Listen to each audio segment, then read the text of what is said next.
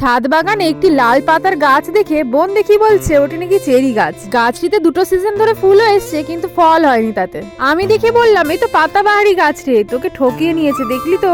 তাই আবার আমি নিজে হাতে করে ওর জন্য একটা চেরি গাছ এনে দিয়েছি। তাই বললাম যে দাঁড়া আমি আজকে গাছটি যখন এনেছি বসিয়ে দিই। তবে বোন কিন্তু ইনস্ট্রাকশন গুলো পাস করছিল আমার ওই সাইড থেকে। ওই দেখি বলছে যে গাছের গোড়ার মাটিগুলোকে হালকা করে হাত দিয়ে সরিয়ে সরিয়ে দে, না হলে ঠিক করে ওর মধ্যে জল প্রবেশ করতে পারে না। যেহেতু নার্সারিতে ওরা স্টোর করে রাখে তাই সেটিকে টাইট করে এভাবে রেখে দেয়। আর মাটিগুলোকে না সরালেও নাকি মাটিগুলোর মধ্যে যে শিকড়টা আছে সেই শিকড়টা আটকে থেকে যায়, ঠিক করে ওরা ছড়াতে পারে না। তাই আমি ওটিকে হালকা হাতে সরিয়ে সরিয়ে দিচ্ছিলাম। তবে হালকা হাতে বলছে ঠিকই, কিন্তু গায়ে কিন্তু প্রচুর জোর দিতে হয়েছিল, শক্ত মাটিগুলো। এরপর আমাদের বাড়ির জৈব সার দিয়ে কিছু মাটির সাথে মিশিয়ে একটা মাটি তৈরি করে রেখেছিলাম, আর সেই মাটির মধ্যে বসিয়ে দিলাম গাছটিকে। তবে এটি আমাদের ছাদ বাগানের প্রথম চেরি গাছ, তাই চেরি গাছের সম্পর্কে অত কিছু ধারণা নেই। তাই আপনাদের বাড়িতে যাদের চেরি গাছ আছে অবশ্যই জানাবেন তার যত্ন কিভাবে নিতে হয়। ভালো লাগলে ভিডিওটিতে একটা ছোট্ট লাইক করবেন।